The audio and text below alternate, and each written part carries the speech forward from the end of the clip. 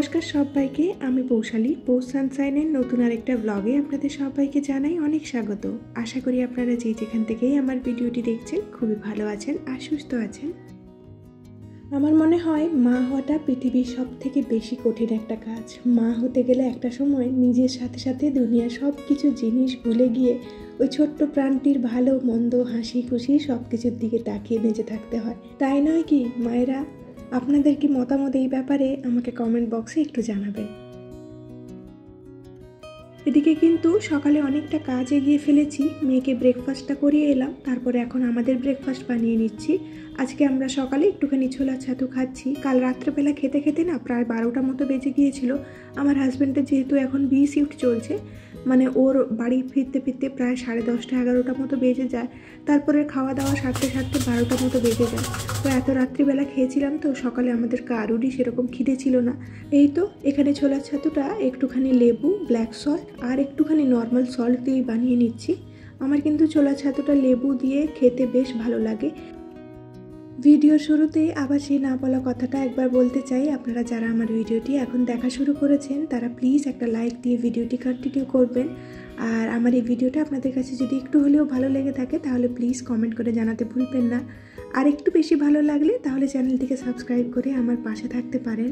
আর যারা অলরেডি আমার চ্যানেলটিকে সাবস্ক্রাইব করে আমাকে কমেন্ট করছেন তাদের সবাইকে জানাই অসংখ্য ধন্যবাদ। আপনাদের সবার কাছে আমি প্রায় রোজই বলে থাকি একটা লাইক আর কমেন্ট করে আমাকে জানাবেন।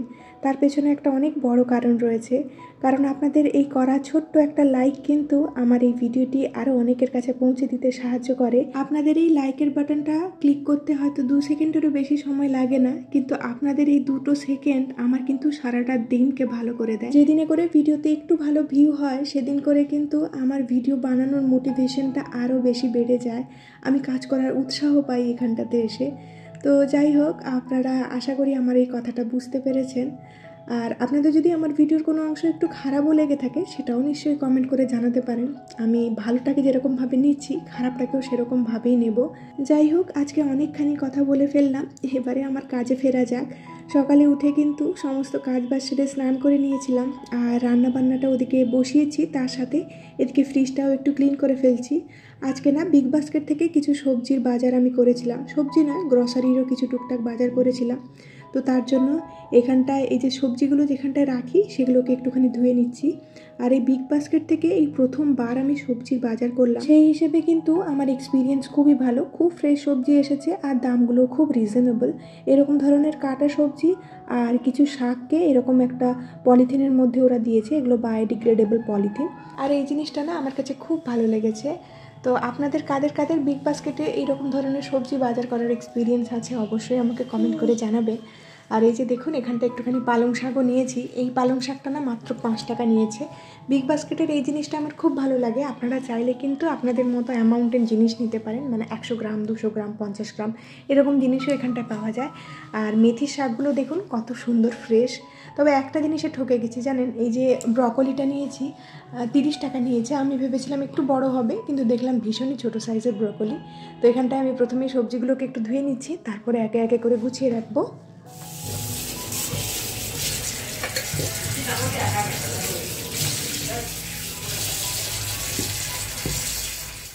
এবারে সবজিগুলো বিগ বাস্কেট থেকে নেওয়ার আরও একটা বড় কারণ রয়েছে, আমার হাজব্যান্ডের নাইট ডিউটি ছিল, তো ও তো বাজার যেতে পারেনি, তাই আমি বিগ বাস্কেট থেকে অর্ডার দিয়ে দিয়েছি। তো আমার হাজব্যান্ডকে আমি বলছিলাম যে দেখো এই ফুলকপি আর বাঁধাকপিগুলো বিশেষ করে দাম একটু বেশি নিয়েছি, কিন্তু বড্ড ছোট ছোট হয়ে গেছে। তো আমাকে সেটাই বোঝাচ্ছিল যে তোমাকে বাড়ি বয়ে এসে জিনিসপত্রগুলো হাতের সামনে দিয়ে যাচ্ছে, তো ওদের তো একটু লাভ রাখতেই হয়। তো সেই হিসেবে কিন্তু ওরা একটুখানি বেশি দাম হয়তো নিচ্ছে বাজারের থেকে।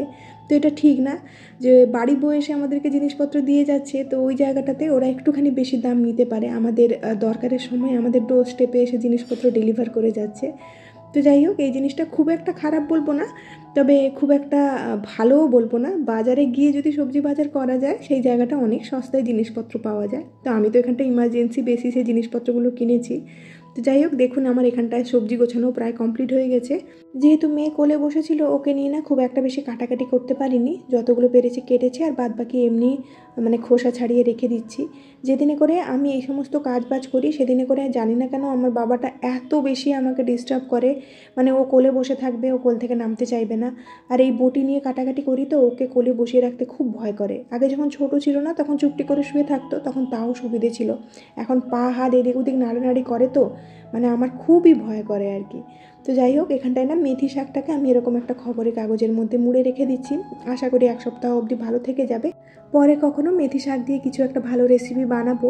মেথি শাক খেতে না আমার ভীষণ ভালো লাগে, আসলে যে কোনো ধরনের শাক খেতে আমার খুব ভালো লাগে, কিন্তু সমস্যাটা কি হচ্ছে, শাক ছাড়াতে আমার খুবই সমস্যা।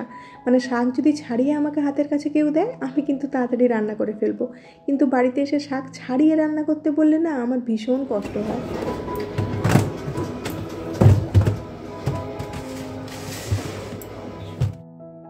সবজি গোছানো প্রায় কমপ্লিট হয়ে গিয়েছে, এখন বাকি রয়েছে কিছু ফল। আর এই যে দেখুন, এখানটায় আমি কয়েকটা মুসাম্বি নিয়েছি, আর কয়েকটা কলা নিয়েছি, আর কয়েকটা নিয়েছি আপেল। আপেলগুলোর দামটা তো বেশি নিয়েছে, তবে এই আপেলগুলো খেতে কিন্তু ভীষণই ভালো, আর খুব সুন্দর করে প্যাক করে রাখা রয়েছে। তো সব কিছু আমি ফ্রিজে রেখে দেবো। আর এখানটায় কিছু মটরশুঁটিও নিয়েছিলাম, এই মটরশুঁটিগুলো মাত্র নিয়েছে প্রায় 10 টাকা কিংবা 15 টাকা। তো এগুলোকে এখন আমি আর ছাড়াচ্ছি না, এখন আর সময় নেই হাতে একদম, এগুলোকে ফ্রিজের মধ্যে রেখে দেবো।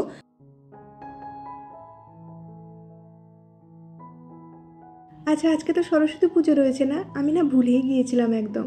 আপনাদের সবাইকে জানাই শুভ বসন্ত পঞ্চমী। সরস্বতী পুজোটা আপনারা খুব ভালোভাবে কাটান। আপনাদের কাদের সরস্বতী পুজোতে কী কী প্ল্যান রয়েছে অবশ্যই কমেন্ট করে জানাবেন। আমার কিন্তু সেরকম কিছু প্ল্যান নেই। হাজব্যান্ডের আজকে দুপুরবেলা রয়েছে ডিউটি, ওকে তো বেরোতে হবে, তাই আমাদের আর বিশেষ কোথাও যাওয়া হচ্ছে না। বাড়িতেই সামান্য একটুখানি পুজো করে নেব, ব্যাস হয়ে গেল। ভেবেছিলাম না আজকের দিনটা একটুখানি রেডি হয়ে বেরোবো, কিন্তু তা আর হলো কোথায়। হাজব্যান্ডের এরকম ডিউটি থাকে বলে না আমরা আর সেরকমভাবে কোথাও বেরোতে পারি না। যাই হোক, আবারও ফিরি কাজে। আমার কিন্তু সবজি গোছানো হয়ে গেল, মেয়েকে নিয়ে সবজি গোছাচ্ছিলাম তো চারিদিকে সবজি টবজি ছড়িয়ে বেহাল করে রেখেছিল, মানে আমার কাজ করতে আরও বেশিক্ষণ সময় লাগলো। টমেটোগুলো এদিক ওদিক সব পড়ে রয়েছে, সেগুলোকে কোনো রকম করে এক জায়গায় করে গুছিয়ে ফেলেছি। আর এখানটায় কিছু গ্রসারি শপিং রয়েছে, সেগুলোকে গুছিয়ে নিচ্ছি। একটুখানি বেসন আর একটুখানি ডালিয়া নিয়েছিলাম। যেহেতু দুপুরবেলা করে ঠাকুরকে ভোগ দিই, তাই না আমি এই পিঙ্ক সল্টটা ব্যবহার করে থাকি। তো আগে অন্য একটা কোম্পানি নিতাম, কিন্তু এবারে দেখলাম টাটা সল্টের এসেছে, তো ভাবলাম এবারে এটা ট্রাই করে দেখা যাক।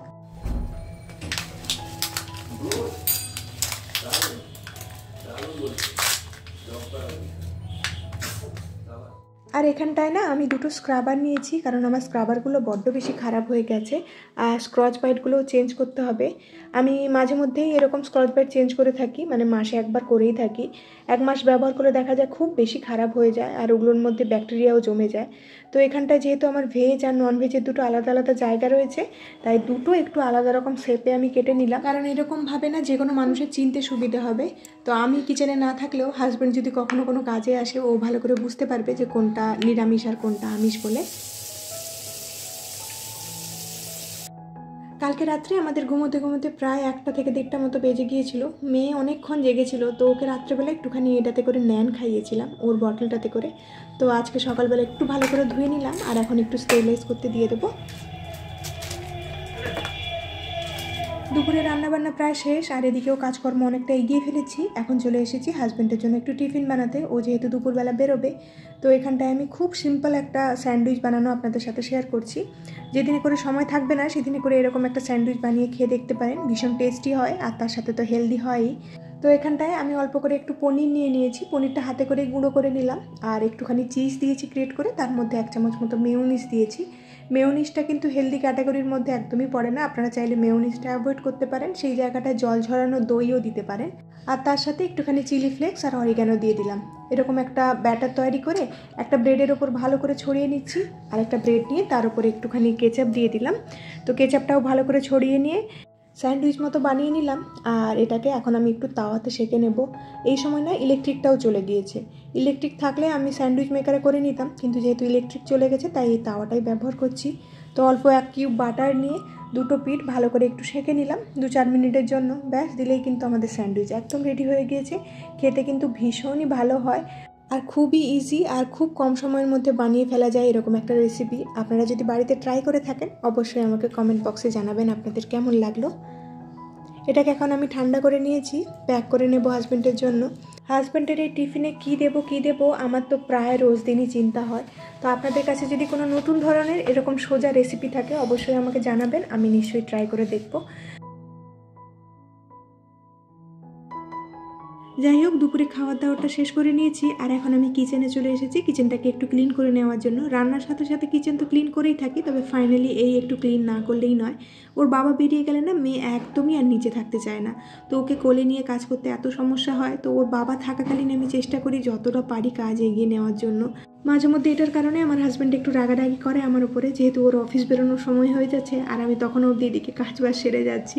তো তাও আমি কাজটা সেরে নেই এদিকে যতটা পারি। তো এই যে আমার কিচেন গোছানো একদম কমপ্লিট হয়ে গেল আর এখন আমি একটুখানি লিভিং রুমটা গুছিয়ে নিচ্ছি, তারপরে মেয়েকে নিয়ে দুপুরে রেস্ট নিতে যাব।